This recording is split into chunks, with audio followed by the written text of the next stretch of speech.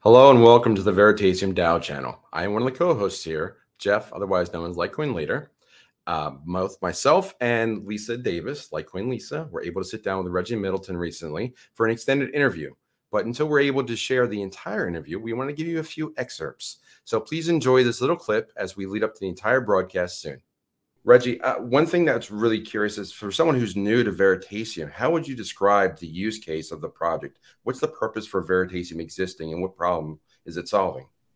Okay, so Veritasium, the platform and software, or Veritasium the token? I think people are curious about both, but you can start whichever one that makes more sense to you. So the token is a prepaid fee to access products, services, intellectual capital. Think of it as buying Microsoft Office. It's a license. Okay. If you purchase Microsoft Office, you get, depending on how much of it you purchase, Microsoft Word, Microsoft Excel, PowerPoint, Outlook. Okay. You give them money, let's say $120 for the year, $360. I think it costs more than that. $360 for the year, $30 a month, and you can pay it up front, and then you can use the software from Microsoft for up to a year. You can also call them in for assistance, for technical support, et cetera, et cetera. They're amortizing the value of that purchase over 12 months. Okay. And for the first month, you use the first 1/12 of it, and 11/12 of it is unearned revenue that they keep in their books. Veri tokens are the same thing. We don't sell Microsoft Office software, but we do sell the Veritasium platform software, which allowed you initially BTC swap, the first in one iteration. A different company came up with an Ethereum-based platform that had what we call the VEDA, as Veritasium's autonomous dynamic interactive research, where we are very well known for research, Bear Stearns, Lehman Brothers, bust booms, etc. And also, we predicted the European sovereign debt crisis, which was very timely. And we did it about a year in advance, and Europe started cracking and collapsing. And we were naming countries and banks individually. They were cracking, like almost as if we had the crystal ball. But we didn't have a crystal ball. We had this real magical device called a spreadsheet in math. And you use it, you see a lot of things. I brought that up because we're going over the sovereign risk model again. We're in World War III right now. It was when I woke up, and the thing is, people are conditioned to think of war as bullets, bombs, and tanks, which are being deployed, but on a much smaller scale than the true weapons of war, which is now fintech. And Russia is being ravaged. But off on a tangent, let me go pull this back because I digress.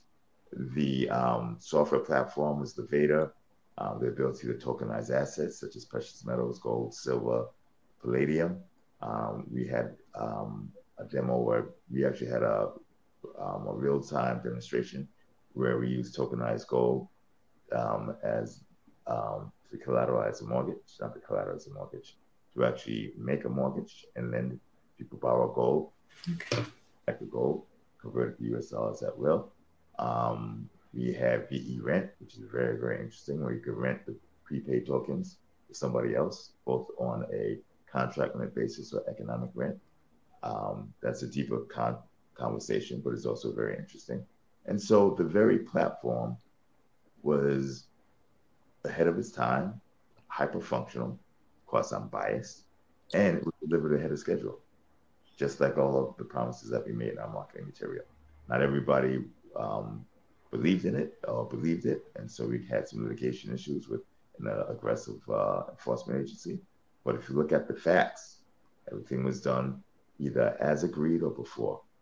We also made some, what appeared to some who may not be well versed and educated in the field, ostentatious and outrageous statements, such as a 1.65 quadrillion addressable market. That's for the basically DeFi and peer-to-peer capital markets, which is a superset of DeFi. So I looked at the numbers about a month ago because I was just found the marketing material, which is all over the SEC litigation paperwork. And I calculated just foreign exchange, right, and currencies, just that. Now, this invention, peer-to-peer capital markets and DeFi, covers real estate and insurance and politics and stocks and bonds and all types of things. I'm focusing on just foreign exchange. We came up with 2.7 trillion quadrillion dollars. One out of, say, 15 different addressable markets, just one. So they were right. I was way off, way off. It's much, much larger than I thought. Okay, much larger.